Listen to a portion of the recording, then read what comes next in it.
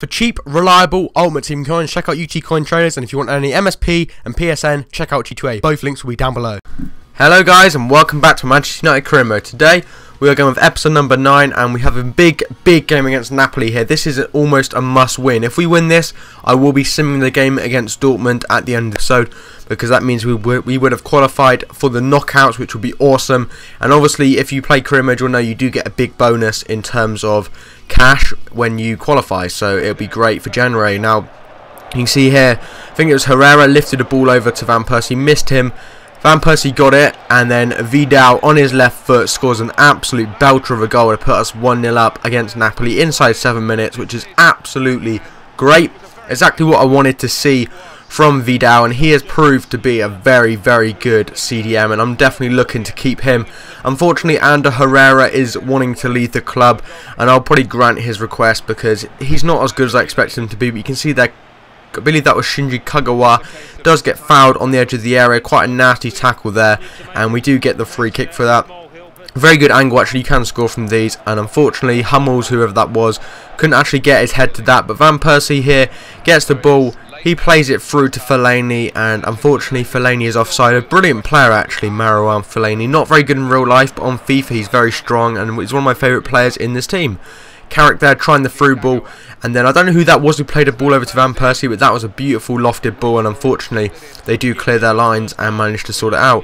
Nani here goes to the chip through ball to Van Persie again, and it misses the defender. Van Persie's not going to let him get away with that, and he makes it 2-0 shortly after half time, giving us pretty much confirmation that we will be going through to the knockout rounds of the Champions League. And I'm looking to get to around the quarter-final or the semi-final of the Champions League, and I will be putting it back up to world class after the January transfer window. I just wanted to put it down for a while, and you can see that I'm not absolutely destroying teams, and I am struggling to score, so it's not too difficult, but it's not too easy, if you know what I mean. I'm just kind of getting back into playing offline a little bit more, and that's why it is unprofessional. But here you can see Nani chips it over to Van Persie, way too much lift on that, and then Jose Reina captures it.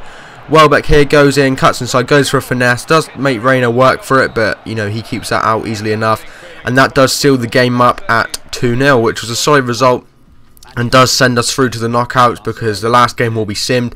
And you can see there, Ander Herrera does want to leave. That's absolutely fine. I don't know why I bought him really, because we bought Vidal straight after, and Vidal obviously is much better than Ander Herrera. But you can see here we're just in a bit of pre-game rotation before the game against Everton, which is a game that we are looking to win. Everton are, I believe, 3rd in the league table. They're doing really well actually in this career mode, so we are in 5th at this point, I believe, and I'm going to go for top 2. I think top 2 of this team is easily possible. Champions should be a realistic target, but I think once we go back up to world class, it'll be a little bit harder to maintain, you know, 3 points every single game. And Naismith here, awful defending by me, and I was very lucky that they didn't punish me for that, because it was so bad defending. But Welbeck here on the edge of the area crosses it in, goes for Juan Mata, and unfortunately he can't put it past the mighty Tim Howard, and that is actually half time going in at 0-0. And this was a difficult game. You can see not a lot was going on. I wasn't having many shots, they weren't having many shots.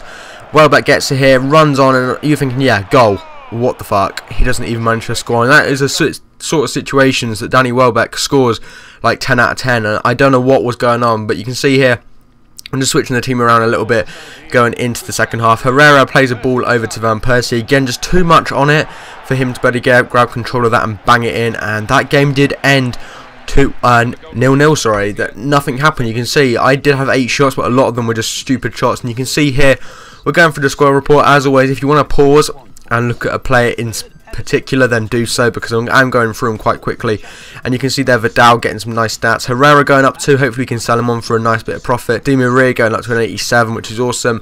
Ronaldo staying the same, and then Mata, you know, all these good players that we do have in our team. Van Persie obviously is going to be sold in January, because he's getting on a bit, and we want to sell him while he's at his prime, and not when he starts to crease, and he is now 30 years old, so it is worth getting rid of him sooner rather than later. You can see Evans there turning into a nice centre back. Carrick losing a lot of stats there, which is very unfortunate, but again, we're going to have to kind of sell off a bit of the team.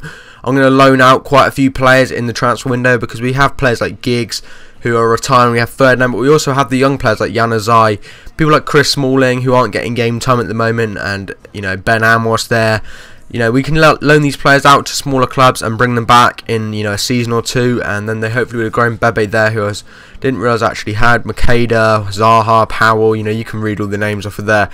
Some good prospects for the future if we carry on for maybe more than 2 seasons, but for now they're just there. And Tom Cleverley there got loaned out somewhere, I can't remember where. I would say Cardiff, but I'm not sure if that was right. But we are going into the, is this the 3rd game of the episode already? Jesus. The 3rd game of the episode against Aston Villa. Now I believe I did sim the games against Dortmund and Newcastle at this point, but I didn't include them, so I went and re-recorded that little segment, and it's at the end of the episode for you guys to see, so don't get confused if you're wondering why we've maybe skipped a few days. I'm not sure if that is now or if that is actually at the end of the episode, but Nani here running through and goal of his blistering pace and somehow manages to put that over the bar, which is unfortunate, past Brad Guzan. And Nani is really a really good player. He's gone up to an 84 from an 82, so he's someone that I look to keep and try and grow maybe to an 85, 86, because he's an absolute god. And although he's not as good in real life, his skills are really helpful, and yeah, Nani's a good player. But you can see here Butner, someone who I've been playing a lot and rotating with Shaw. I haven't, for some reason, Shaw and Butner haven't been weak links. I thought, you know, signing Shaw because he's not actually technically a gold player, although it's not Ultimate Team.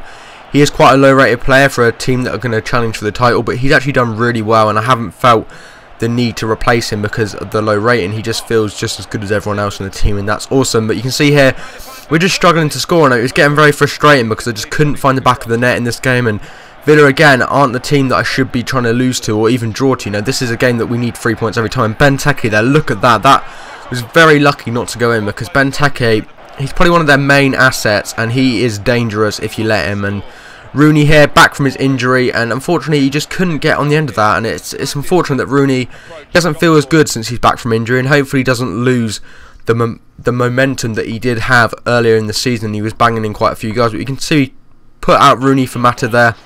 I really do like Mata. Ander Herrera whips in the corner, Welbeck gets on the end of it, and that's going to be easy 1-0, 87th minute, and that is pretty much secured ourselves the win in this game. And I was so happy at this point, getting the last ditch goal. Not what I wanted to see, but oh well. And then Mata here goes for a crazy shot, and you know what's going to happen. Ronaldo's there to clear it all up, as always. Cristiano Ronaldo being the main man and making it 2-0. Another 90th minute goal, but we're not going to complain with that. That will get us the 3 points, and that will see us move up into 4th place, I believe, in the league, which is awesome. We want to be trying to get as high up in the league as we possibly can, because obviously, you know, the last run of the season is going to be difficult with some hard games coming up, I would imagine. We do have Cardiff there, which I'm not going to be doing. The board are very impressed with us, which is great news. And you'll see that I do cut into a little screen where I recorded like 10 seconds of the games that we sim, because they were done at this point. You can see here we won a game against Newcastle 3-0. I did sim it, but I forgot to include it. And we also, I believe, won the game against Dortmund when it decides to flick over to it. We won that 2-1, which means we finished top of the group. I think we won like 4, we drew 1 and we lost 1, so that's an awesome record to have.